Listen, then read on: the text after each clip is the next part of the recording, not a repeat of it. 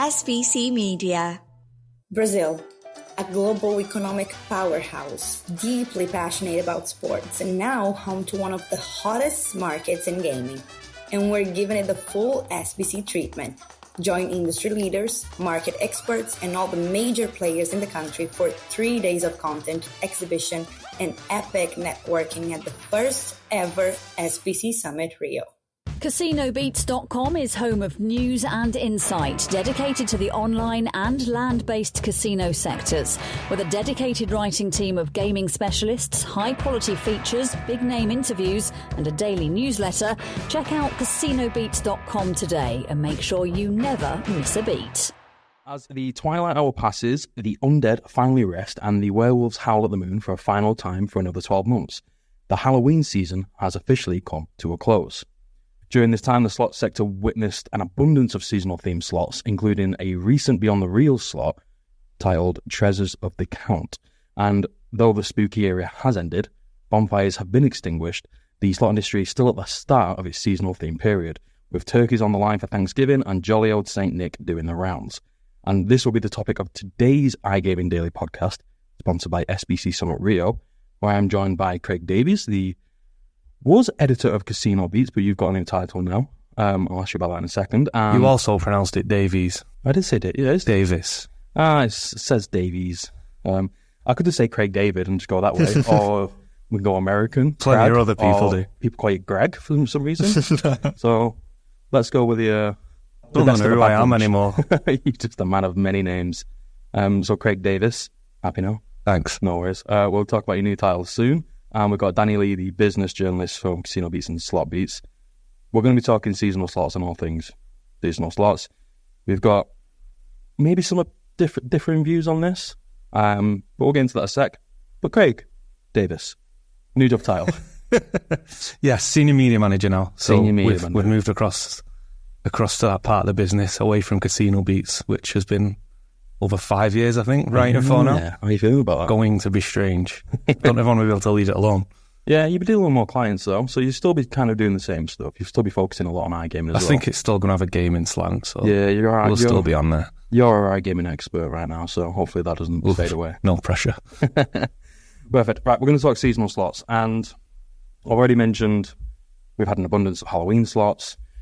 We're at the start of the seasonal period where we've got quite a few back-to-back across the globe. There's probably some that, because of my ignorance, I've just forgotten about in different countries. But like I said, Thanksgiving, Christmas is coming up as well. And we're going to really talk about the importance, or maybe lack of importance, of seasonal slots, and if they still hold the same weight as they used to. So I'll give my view on them straight from the bat. I'm not a fan of them. I think they're very short-lived. It's very, what's the best way of putting it? Short shelf life. Short shelf life. Sound like Sean Connery there. Short shelf life. Yeah, there's a short shelf life on them, and I just don't think a lot of companies put too much focus. It's just trying to get something out there to fit a seasonal slot, and the operators will just use them to attain players without any kind of further thinking beyond that. And with that comes maybe a lack of clarity of what a slot actually does, lack of education, because it's just a simple themed slot to bring people in. That's my opinion in a nutshell, but we'll start with Danny. You're kind of the slot beats master at the moment. Give me your thoughts on seasonal slots. You've been covering a lot of them recently. Yeah, so obviously covering all the releases in the slot industry. I've very much taken my Halloween mask off, and the Santa hat comes straight on. You do look all jolly and red. That's not on purpose, but we'll carry on. Yeah, there's obviously in abundance every holiday. It's not just Halloween. It's not just this time of the year. You've obviously got St. Patrick's Day towards the start of the year. That's then followed by Easter. You then come through like Independence Day slots on the Americas side of the world. And every opportunity that these studios are given, a lot of them seem to take in terms of like these promotional periods that are obviously put on by online casinos to sort of get all these Halloween slots to the front of the page and made the most out of the holiday period. And I think that's obviously why we see a lot of them. And speaking to Wizard Games, director of Game Studio last week, on that Beyond the Reels episode for Treasures of the Count, he was very much sort of agreeing with that. There's obviously a perfect opportunity there for studios to sort of take advantage of promotions and try to, get to the forefront of casino pages. And it would maybe feel like a bit of a missed opportunity if they didn't take that. That's not to say that there isn't sort of a feeling on the player side and our side especially, where we're sort of analysing them, that a lot of them seem a bit monotonous, or, there's obviously, we see a lot of reskins in the slot industry as well, with just sort of reproduced games that are the same as like tens of games that they've already produced in a year, just with a different theme, different symbols, different characters, and slightly different design. But I think in terms of longevity, a lot of sort of these seasonal slots and how you can enjoy them does depend on the holiday itself. For example, Christmas is Christmas, isn't it? It's like a month, and we say a month. We say a month, but in the UK, there's already decorations around. Yeah, I mean, I was saying to Craig earlier, I think the day after Halloween, I turned my telly on for the first time, November 1st, and first thing I saw was Michael Bublé doing a Christmas advert. So is Bublé back? Is he defrosted? Yes. Yes. Love a bit of boob. Yes. Play. So Christmas is obviously a month. It didn't mean to come out loud.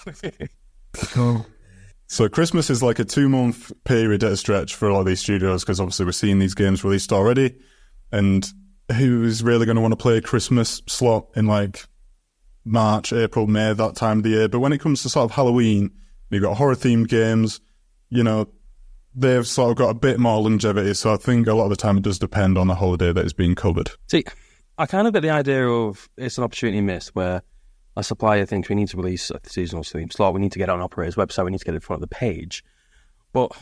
And there is the argument of you attract the player, then you have to look at ways of retaining them. It's the whole VAR debate. With anyone's a football fan, it's VAR gets 80% of the decisions overturned that they would have missed otherwise. Otherwise, it'd be 100%. So you retain 30% you attract 80% of the players. You would retain that 30% of the 80 that you wouldn't have even got if you didn't actually put a seasonal slot out there. My issue is, it's just, again, maybe I'm being very naive in thinking of this. You have other slots that are being produced who don't jump on that opportunity, who look at ways to, and I'll use this buzzword again, to innovate and just improve the slots. Yet they get buried and they don't even get an appearance on an operator's page. And maybe it's poor marketing and planning from that other slot supplier's kind of marketing strategy. But I just think these seasonal slots, they don't offer anything fun and engaging. My point of view is and that's what you really need to think about with slots.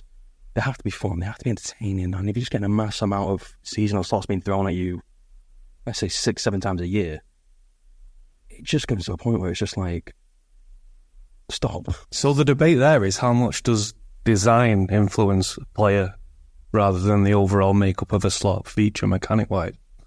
Because if a game is genuinely a good game, would a player play it irrelevant of that theme on it?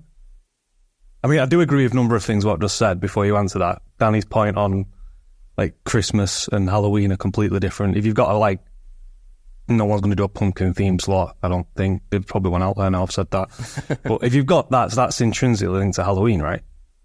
Whereas a lot of the other themes around it could be, like you correctly said, more horror-based, so there could be more longevity throughout the year. Again, to your point, James, you can get front and centre of that operator page if you do that. One thing I kind of add to this as well, Danny mentioned Independence Day slots. You could even look at things like Day of the Dead if you was looking at entering Mexico. Is that we see a lot. Is that an easy win to try and grab a player's attention when you're first entering a region? I think that's a key point as well. But like I say, what are your opinions on kind of the design, the overall makeup of a slot? I think some players will have sort of an affinity to certain slots, whether that's due to the design or the features and the mechanics of the game. So there's a possibility that someone might take to a Christmas slot and maybe run with it for the rest of the year, but I find that unlikely myself. And I think that's much more likely with like a Halloween or a horror-themed one. Because, I mean, you look at other industries like the entertainment industry with like horror movies, they don't have to be released at Halloween. Well, most of them are, but you still get horror movies every other month in the year as well, a lot of the time.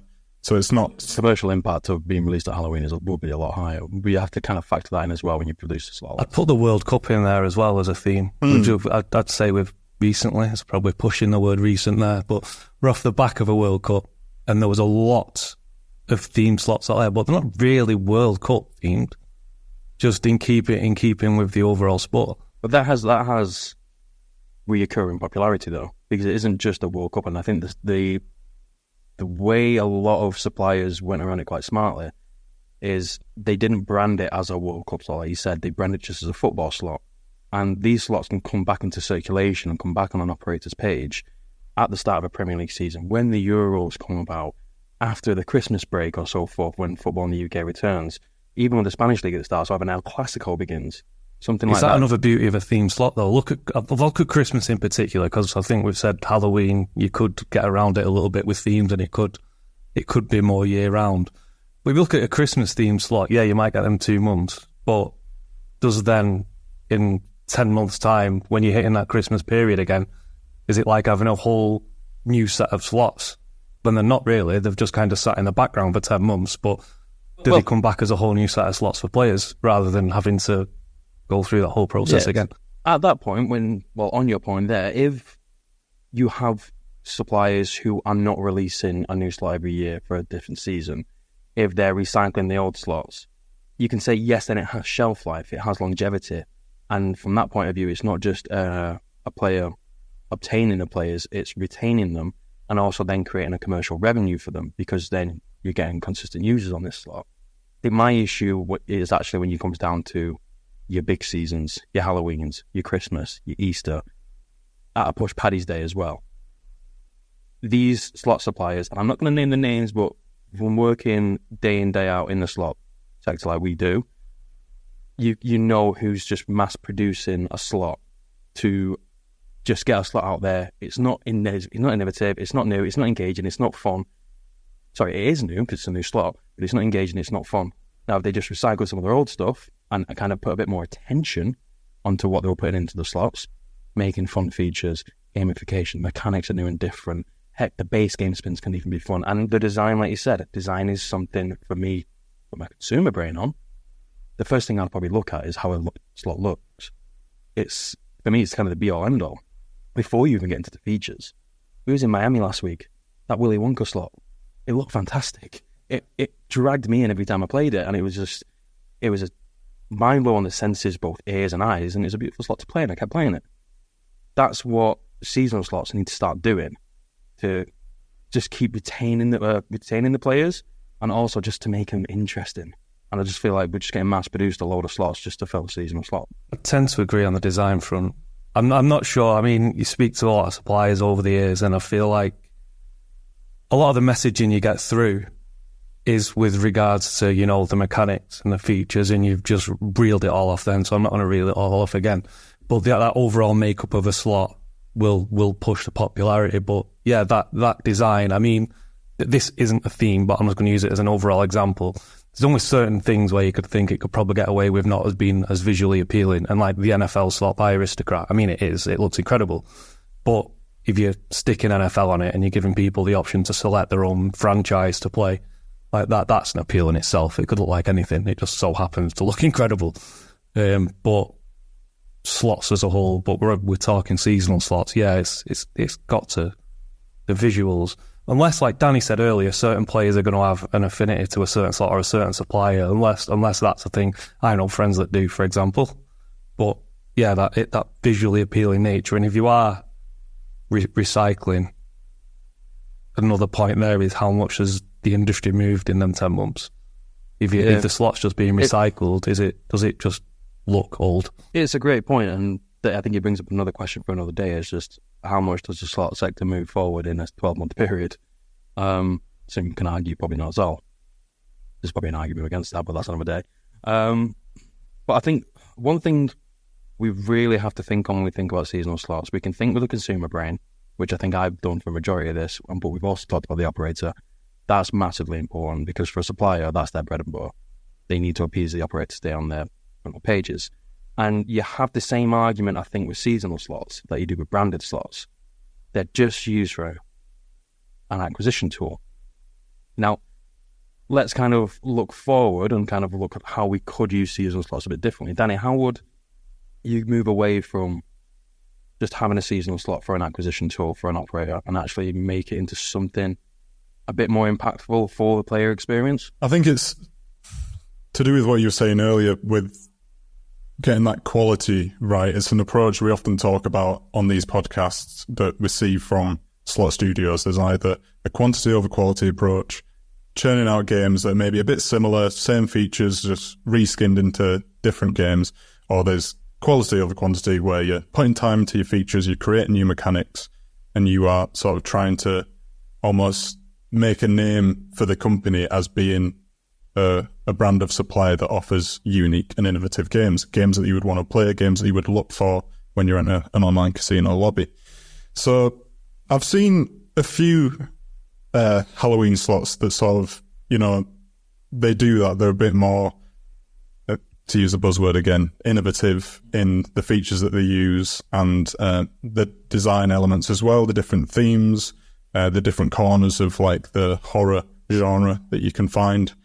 And I just hope that you can sort of get that with Christmas slots as well. But I think Christmas is very narrowed. There isn't much you can do other than, snowmen. Jolly Old Saint Nick. Yeah, there you go. Elves. But I saw quite a good one. I think it was a collaboration between Arcade and Chipmunks, the streamer. They've launched Christmas Dinner Wars, which was quite like a different spin on your usual like jolly Christmas slot. So it's sort of based on a dysfunctional family getting around at Christmas. Everyone's falling out. They're having a food fight. I think there's a character that is a grandma and you can't tell if she's dead or asleep. So that was quite interesting. So was this one that was made in collaboration with Chipmunks? Yeah. And I believe it launches this week, actually. Okay. So did you watch Just Tell You That? That was clever. So just how much input did Alvin have in this? Because I think this is quite important as well, where you could think of how to improve seasonal slots. If you're having someone like an affiliate, like a streamer, being involved with the creation of these slots, they know their audience, I'll probably say better than a supplier, because they interact with them day in, day out. It's not just data to a streamer. It's a voice on their channel. It's someone actively engaging with them.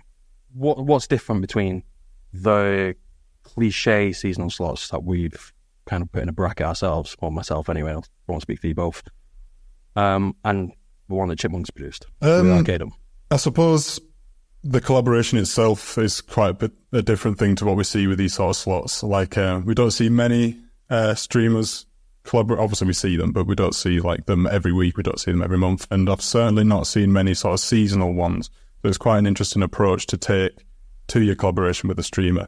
Is it something that's maybe a bit limited because you're sort of narrowing it to this holiday period? Like if you're doing a collaboration with a streamer, there might be some money exchanging hands somewhere. You don't know how much involvement they've had with it. It could have been like months of planning as well. And then to sort of narrow that down just to the Christmas holidays, could that maybe be a mistake? Or will the sort of fan base that the streamer has sort of bring that longevity to the slot itself? It might not be a new approach, bringing a streamer in, but I certainly think for a seasonal slot, it could be something that might provide that longevity they need, like I said, from their fan base, from their viewers, from that publicity that they will get from Chipmunks playing the slot himself once it launches. Yeah, I think one thing that's just come to my head now is we talk about longevity. Well, I've mentioned longevity quite a lot when it comes to slots. Actually, when you think about it, just how many slots have kind of stood the test of time, apart from a franchise like your Fishing Frenzy, your Mega Ways, now you've got your Pop Wins. They're kind of more mechanics which have been branded as slots. Money Train is a great example with Relax Gaming. That hasn't stood the test of time in terms of one single slot. It's the brand of Money Train itself and the reoccurrence of a new slot every year that has kept that longevity to the slot. But I don't think there's ever been one individual slot that's kind of stood that test of time. No, I'm sorry, there is Starburst. Yeah, I was about to say, look at the Starburst. sort of slots that have been around for longer. They've sort of stapled themselves in. But that's one example from an oversaturated market of, we can probably say, how many slots get released a year? I want to go to bloody 100,000. I think that's a bit excessive, but definitely in the tens of thousands get released a year. Yeah, you won't be too wrong there. I mean, there's others as well that you often see at the forefront of, like, your online casino pages, but I do think you're right, it's definitely more franchise-based. Who? I don't know, you look at, like, Rich Wild, Book of the Dead, that Playing Ghost slot is quite a popular one that you often see. I think there's a few Pragmatic Play ones out there that aren't series that you see a lot, like Gates of Olympus or... Gonzo? Yeah, Gonzo's Quest. But I think it's interesting to look at how those franchises approach these seasonal holidays as well, because obviously you often get like a base Bonanza Christmas edition, stuff like that. So that also plays into the seasonal slot approach itself. Cool. And Craig, round us up on this one.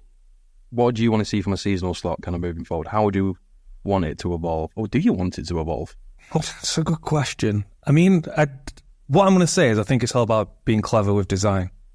We've skirted around this point a little bit, but we've spoke about these seasonal slots, but does it also depend on the season? Like, how big's the season for Halloween? Danny's already said himself, Christmas kickstarting now. Like, how early does Halloween's not pretty much 2 months in advance, whereas that shelf life for that Christmas slot could be a hell of a lot more. But I think it is just clever with design.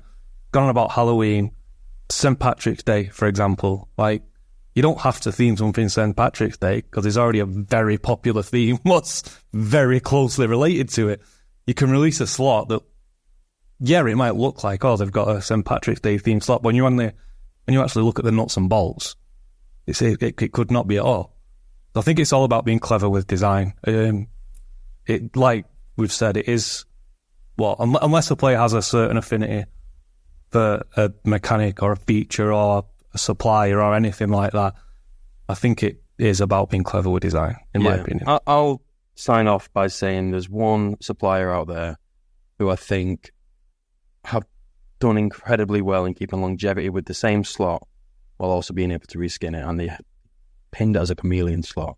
I use air quotes. B Gaming. They released a slot title. I think St. Patrick's Day was the first one. I can't remember the name of it, and it's going to bug me now. But every season, it's the same slot they use.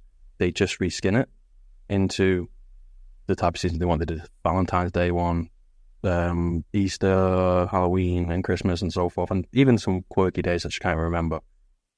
But they've done really well because they've not put any additional resource into that apart from the reskin design element. It's a pretty decent reskin that they do, but the slot stays the same. So people who were kind of obtained via that slot can keep going back to it and realize this is what this slot offers, and then they can then start to learn about slot titles themselves and how they run and how they play. You can learn about your wilds, your scatters, your features, your base symbols, your high pain symbols, low pain symbols, blah blah blah blah blah. We keep going on. I think that's a really good idea that people should start doing, because people become familiar with the slots, and then they can start to advance to more complicated slot titles with like a Mega Ways, where you have different Mega Way lines that you spin. You know, you can go to Habanero slot, Orbs of something, I can't remember it, but it's like a tube system.